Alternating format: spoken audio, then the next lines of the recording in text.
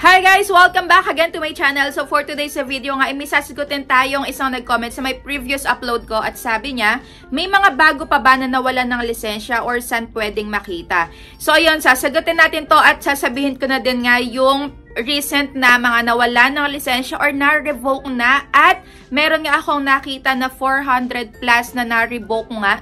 Ayan, na-revoke na tanggalan ng lisensya na mag-operate at magpautang. So, ayun, papakita ko sa inyo yung ilan sa mga loan application under na to at yung 400 plus nga na companies. So, ayun, pag nakita nyo yung mga nautangan nyo dito is, bibigyan ko din kayo ng advice kung ano yung pwede nyo gawin dyan sa mga nautang nyo pagka na-revoke na yung lisensya ng isang nautangan. Pero syempre, bago nga tayo mag-start is, ayan, kung bago ka pa lang dito sa aking YouTube channel, ay wag mong kalimutang mag-subscribe at pindutin mo na din yung notification bell para lagi kang maging updated sa mga next uploads ko at baka mapasali ka din sa aking Community Spotlight Weekly. Ayan, meron akong pinamimigay na, ayan pa, Thanksgiving at pag nakita mo yung username mo sa mga ina-upload ko, ay i-comment mo na yan at i-PM mo na ako sa may Facebook page ko. And syempre, hindi mawawala ang ating PAL phone giveaway. Ayan, Thanksgiving. So, check nyo na lang sa my Facebook page ko kung ano yung mga mechanics ko na dapat gawin. At ayan, sobrang dali lang. Baka ikaw na yung manalo. Kaya chinek ko nga agad itong SEC Facebook page at nakita ko nga itong pinost nila na meron nga daw na revoke na 401 companies. So dito, meron din palang may cease and desist order. So iba po ang na-revoke sa may desist and desist order. So yung ibang loan application kasi or yung ibang companies ay hindi pa siya nare-revoke pero meron silang cease and desist order. So ano nga ba yung pinagkaibahan ng dalawa na to?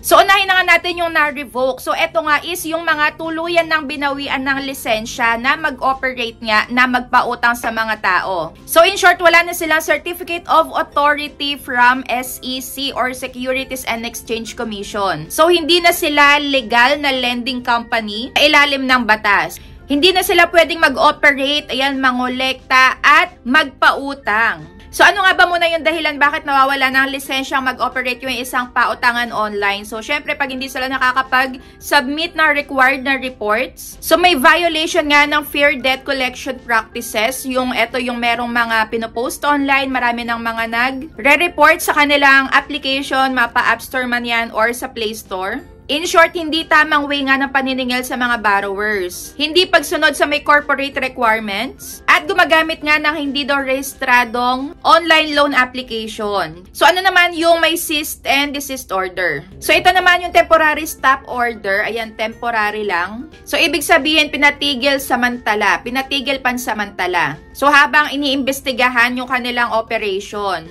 and hindi pa tuloy yung binabawi yung lisensya. So, pending pa yung desisyon galing sa may SEC. So, pwede pa silang mag-submit ng paliwanag, mag-appeal, o ayusin nga yung violation. Pero kung mapatunayan nga na mali itong mga online lending application na to, is pwede na nga silang ma-revoke at matanggalan tuluyan ng lisensya. So, bakit na nagkakaroon ng cease and desist order yung isang OLA? So, yun, pag-ooperate ng unregistered na loan application. So, abusive collection practices, yung mga may pangaharas, may mga pananakot, yung may mga threats nga. Syempre, may paglabag sa may rules ng online lending. And last, pag-operate nga ng walang sapat na disclosure o permit. So, in short nga, pansamantala lang na pinatigil habang iniimbestigahan pa sila. So, ito na nga yung list ng 401 na companies na, ayan, na-revoke from SEC. So, ito, papakita ko na lang sa inyo dyan.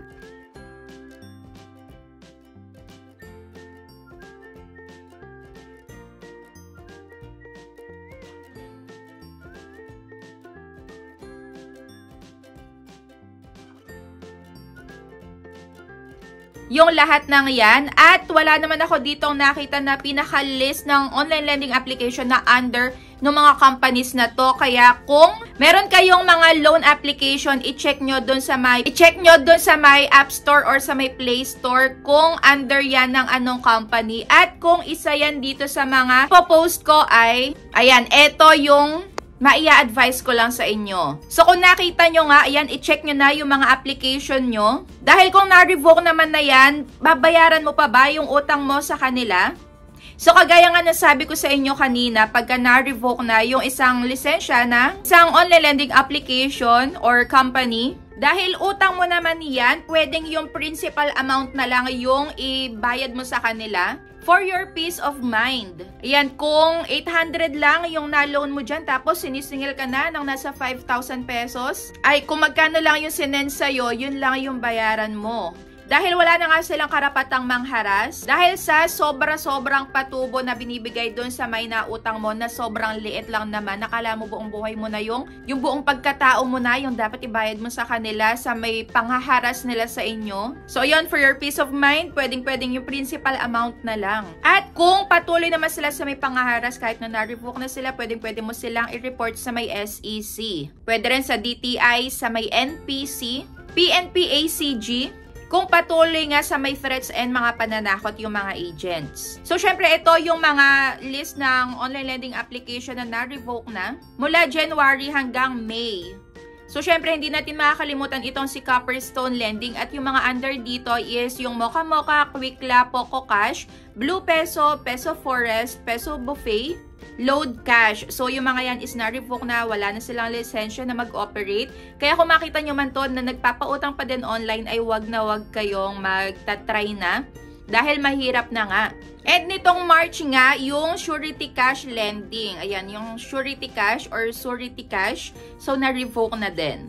And nitong May 9, 2025 is yung Digito Finance nga, yung Una Pay and Una Cash. So, na-revoke na din. Pero para sa akin naman, okay naman ako doon sa may Una Cash dahil buo mo siya matatanggap at ayun, same day nga lang din matatanggap yung Elo loan. Kaso nga lang, ayun, marami ng mga nag-report dito at hanggang sa na-revoke na nga din. Pero depende naman kasi talaga sa pangungutang kung kayo ay harasin or hindi pagka talagang super tagal na at ayun, nagkapatong-patong na yung interest, malamang at sa malamang may mga agent na sobra-sobra talaga kung maningil. So, hindi natin kontrolado yung mga agent at talaga mapapareport ka na lang talaga sa may mga way nila ng paniningil. So, bilang borrower naman lagi ko sinasabi, always be a good borrower. Kung magkano yung inutang, dapat ibalik natin dahil utang yon. Pero dapat maayos din yung way nila ng paniningil, di ba?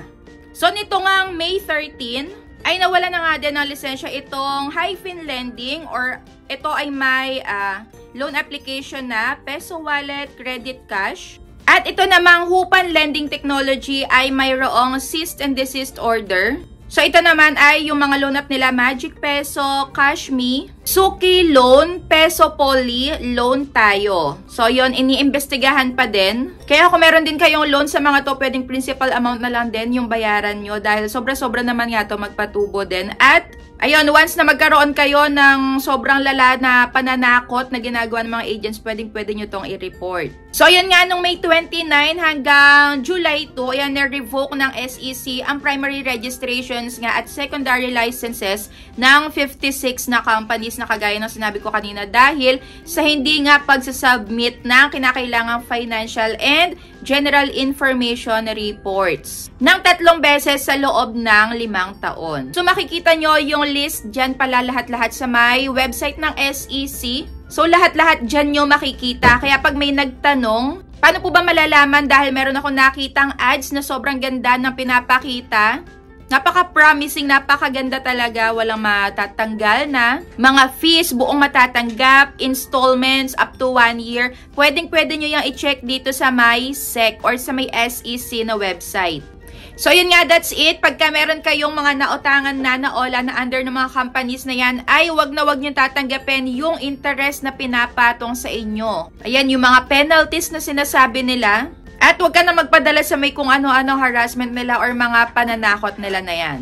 So, that's it for today's video. Ayan, kung meron pa kayong tanong about dito sa may SEC, kung saan makikita, ayan, kung ano pa yung mga loan application, ay comment down below. And kung meron nga kayong nakita dyan na loan application na under ng mga companies na pinakita ko kanina, ay, ayan, comment down below na din para makita nung mga iba pang makakanood na to. So, ayan lang. Thank you for watching and see you on my next vlog. Bye!